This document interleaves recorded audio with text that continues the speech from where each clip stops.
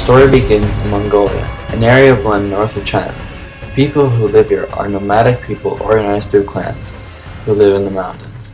They do not farm or trade much with their neighbors. They rely primarily on pillaging neighboring countries and settlements. One of these Mongolians was Temujin, better known as Genghis Khan. This is his story.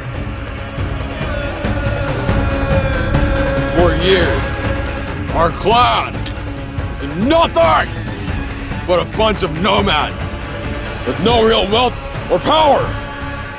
We can change this if we unite Mongolia under one ruler.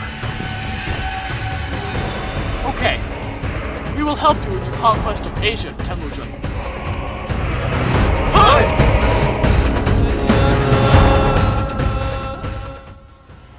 Temujin was the son of a Mongolian Khan. At a young age, his father was poisoned by a rival clan, and he was left for dead by his own clan.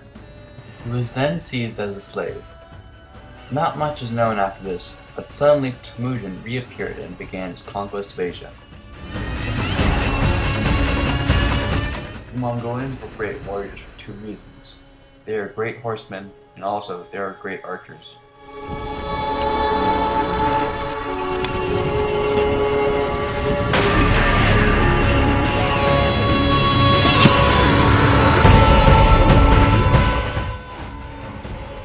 As Temujin's empire began to spread, his reputation as a ruthless leader spread as well.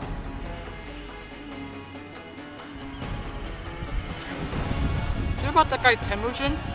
Oh yeah. Yeah, and that little kid that we left for dead right after our old Khan was poisoned and we just sort of raided all these villages. Oh yeah. What was that kid's name? Well, I think it's something like Temujin. That's funny. Huh. Seeing as the guy who was just named Temujin was just conquering some neighbor clans. Huh. You don't think it's the same guy, do you?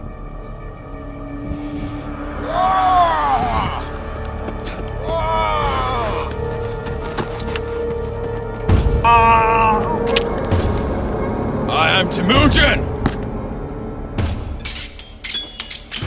No one could stop Temujin.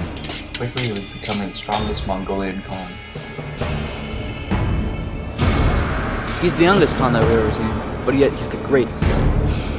You're right. We should just surrender while we can. Shall we dub him Genghis Khan, meaning universal?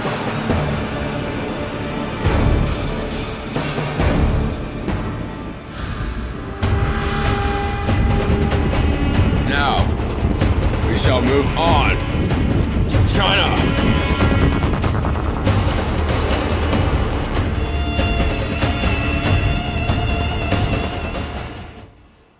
At the time of Genghis Khan, China was broken up into 4 kingdoms. China was weak, and it was in perfect condition for Genghis Khan to take over China.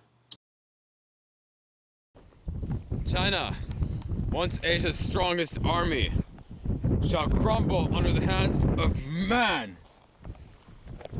And soon, we shall conquer the world.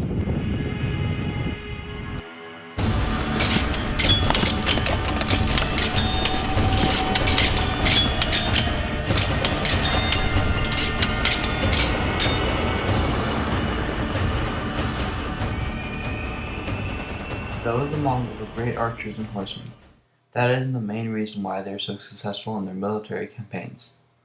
It was also because of Genghis Khan's great leadership and military cunning. What a great strategy.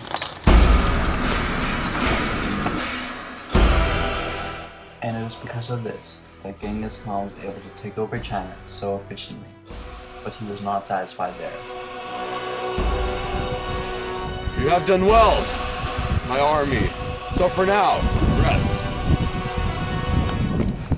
We shall spread our empire in all directions. No one can stop us.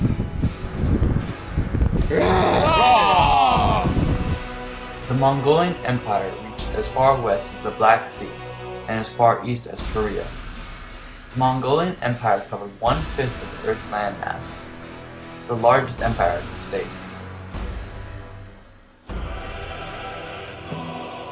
The Before Genghis Khan's death, he split the empire into 4 kingdoms, but eventually they all collapsed.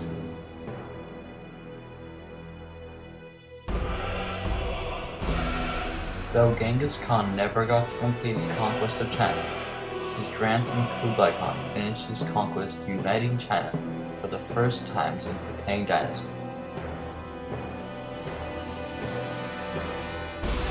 Throughout the world, Genghis Khan is seen different. In the Middle East and in Eastern Europe, he was perceived as a genocidal warlord. In China and Mongolia, many think of him as one of the greatest military leaders of all time.